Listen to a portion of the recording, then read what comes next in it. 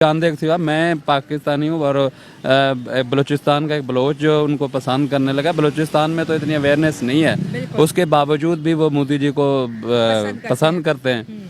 हम लोग ना अपनी आने वाली नस्लों को पता क्या कहते हैं, इंडिया साडा दुश्मन है, तुसी ऐसे हथियार चुको। हम ये क्यों नहीं कहते, उससे हमने मीठे होके उससे प्यार बिजनेस भी करना और उसको कहना है कि हम आपके भाई हैं। बड़े 1947 से पहले हमारा एक ही कबीला था, हम एक ही थे सारे, हम पाकिस्तानी, हम बड़े सगीर के जो लोग थे, पाको हिंद एक ही था। देखें जी, इंडिया में पूरे भारत में तो अभी तक उनको किसी ने कम्पीट नहीं किया। तीसरी बार वो आ रहे हैं और देखें इंडिया को कहां से भारत को लेके चांद पर उन्होंने पहुंचा दिया। अब उनको क्या चाहिए और किस तरह, मतलब कि चांद से ऊपर जाना चाहते हैं। सर डेफिनेटली बहुत ज़्यादा उनकी इकोनॉमी को बहुत ज़्यादा बूस्ट करेगा। जो उनकी बहुत सारी जो इतनी बड़ी इकोनॉमी है, जो पेट्रोल है, जो ऑयल की मद के अंदर उनको बहुत सारा रेवेन्यू उनका बचेगा। डेफिनेटली उनकी मार्केट के ऊपर वही जो पैसे जो उधर से होंगे वो इधर लगा सकेंगे। जय हिंद दोस्तों, राम मंदिर उद्घाटन का समय नजदीक आ रहा है। रेलवे स्टेशन, एयरपोर्ट से लेकर श्री लल्ला के मंदिर का काम भी अत्यंत गतिमान हो रहा है। तो अगर चांद से ऊपर भी कोई जगह होगी तो मेरे ख्याल में इनका लीडर होगा, ये मोदी जी होंगे जो इनको लेके जाएंगे। ये सारी चीज़ें, ये क्रेडिट सारा उनको ही जाता है। जंग कर लेंगे, ये कर लें। भाई मैं ये कहता हूँ कि जंग करने से उनको नुकसान नहीं होगा, तुम्हारा बेड़ा गर्क हो जाएगा, इतना मुझे पता है।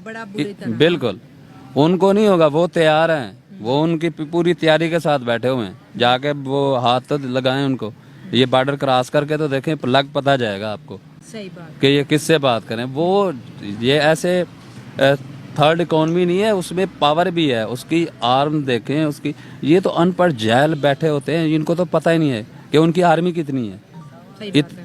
उनकी आर्मी देख लें, उनके इक्विपमेंट देख लें, उनके हथियार देख लें, वो उसके साथ फिर मॉडर्न। ये अब जो दुनिया, ये बॉर्डर का जो रास्ता है ना, ये हमने ना खुद बनाया है। हमने इधर ना जो बोना है ना, कल को आने वाली हमारी नस्लों ने वो काटना है। हम अगर उधर नफरत का बीज बो के जाएंगे ना, तो वो ही काटेंगे। इंडिया से जंग चाहिए या ट्रेड चाहिए? करनी चाहिए। जंग क्यों करनी चाहिए? जंग उनके साथ इसलिए करनी चाहिए कि वो हमारे दुश्मन है। आप ये देखें, आज भी ये सोच मौजूद है और ये बहुत से लोगों में। आप क्या कहना चाहेंगे? नहीं, कम्प्रोमाइज, मैं तो कहता हूँ कम्प्रोमाइज में जो वक्त लंघ जाए ना वही बेहतर होता है। लेकिन भाई वो नहीं ना कम्प्रोमाइज करते हैं हमारे साथ। इसमें कम्प्रोमाइज कश्मीर है ना, वो आज तक कम्प्रोमाइज किया उन्होंने? अच्छा, नहीं किया। अच्छा, हमने कश्मीर में क्या किया, आप मुझे ये बताएं ताकि देखने वालों को पता चले। हमारी चाहत है मुसलमानों के लिए, ठीक है? इंडिया में पता है हमारे से ज्यादा मुसलमान है। एक एटम बम बना के बैठे हुए में ये हमने चला। उससे आगे भी नहीं जाना। अभी जब बचपन में बच्चा पैदा होता था, एक कान में अजान देते थे, दूसरे कान में कहते थे कि इंडिया दुश्मन है हमारा। ये ऐसे इतनी हद तक मतलब कि नफरत फैलाई जाती है हमारे स्कूलों में, हमारे कॉलेजों में, यूनिवर्सिटीज में। इंडिया हमारा दुश्मन है, इंडिया हमारा दुश्मन है। हालांकि हमने नहीं सुना, मोदी जी से कभी नहीं सुना।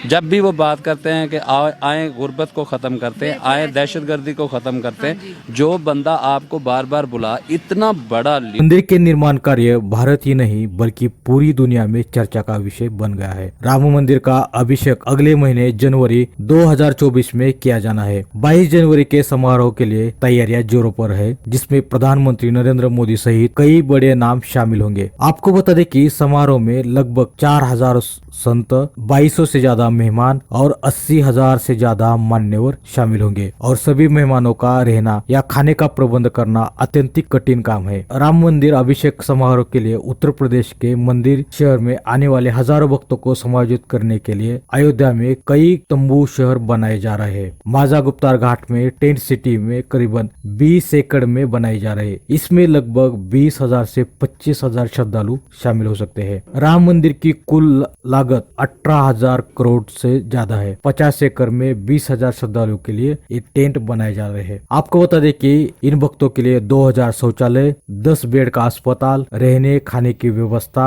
3 बड़े कमरे वाला टेंट और पूरे अयोध्या सिटी में सीसीटीवी की निगरानी होगी। कुंड क्षेत्र में एक और टेंट सिटी बनाई जा रहे हैं, जिसमें 30,000 से श्रद्धालु रहेंगे। ट्रस्ट बाग बिजाई इसमें 25 एकड़ में भी टेंट सिटी बनाई जाएगी। दोस्तों, आपको बता दें कि इस कार्यक्रम में रजनीकांत, अमिताभ बच्चन, माधुरी दीक्षित, बॉलीवुड के कई सितारे भी होंगे। इसके साथ ही रामायण मालिका से हर घर पहुंचने वाले अरुण गोविल और दीपिका चिकलिया भी शामिल होंगे। और इस कार्यक्रम में उद्योगपति मुकेश अंबानी जैसे अडानी, टाटा, सचिन तेंदुलकर और इससे आगे बढ़कर 50 देशों के मंत्री को भी शामिल किया जाएगा। लीडर इतनी बड़ी उनकी सोच और इतनी जितना मुल्क को आगे लेके जा रहे फिर भी आपको बुला रहा है। हर पाकिस्तानी जो है एटम बम है फटने के लिए तैयार है। भाई आप एटम बम हो जाके फटो, क्या ये धमकियां क्यों लगा रहे हो?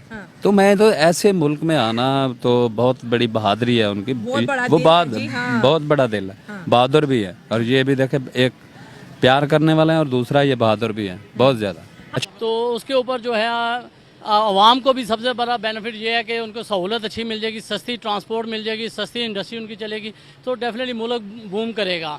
कैसे देखते हैं आपके ये इंडिया तो 2013 से पीछे, तो इसकी इतनी ज़्यादा जितनी को आज फैन फॉलोइंग है इंडिया की, पूरी दुनिया जानता, तो क्या वजूहत है कि इंडिया की इतनी रिस्पेक्ट दुनिया में क्यों बढ़ गई? हमें आज कोई पूछता नहीं है। सर बड़ा अफसोस की बात है कि हमारी लीडरशिप के अंदर कोई ऐसा आया ही नहीं है कि जो जिस तरह हम देखते हैं कि जिस तरह हमारे अरब नेशन जितने थे वो हमारे साथ बहुत क्लोज थे, आज वो सारे हटके वो उनकी गोद में चले गए हैं।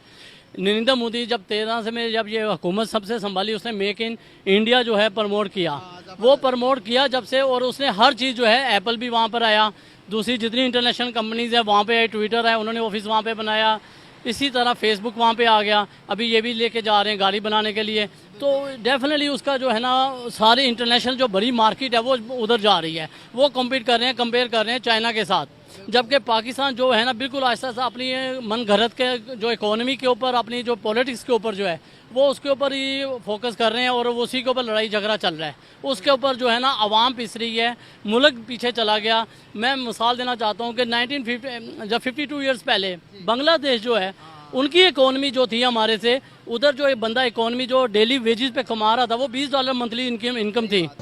लेकिन जब हम जंग करेंगे ना फिर वो हमारे साथ होंगे। बिल्कुल, जब हम उनके साथ अच्छा तावन करेंगे, वो भी हमारे साथ करेंगे, तो हम बेहतरी आएगी, मुल्क में भी बेहतरी आएगी और सलाम जो ज़्यादा फैलेगा। एक साइड पे हम कहते हैं कि जो कारोबार है, तिजारत है, वो करनी चाहिए, उसमें मजहब नहीं लाना चाहिए। दूसरी साइड पे आप ये कह रहे हैं कि भाई जब हम कारोबार करेंगे इस्लाम फैलेगा। हम भी माइग्रेट हो गए हैं अमृतसर से। अमृतसर से हम भी मोस्टली लोग जो गुजरांवाला लाहौर वाला एरिया ज्यादातर अमृतसर से माइग्रेट हो गए हैं। आज भी हमारे जो बड़े फौत हो गए हैं उनको आज भी अपने पिछलों की याद आती थी।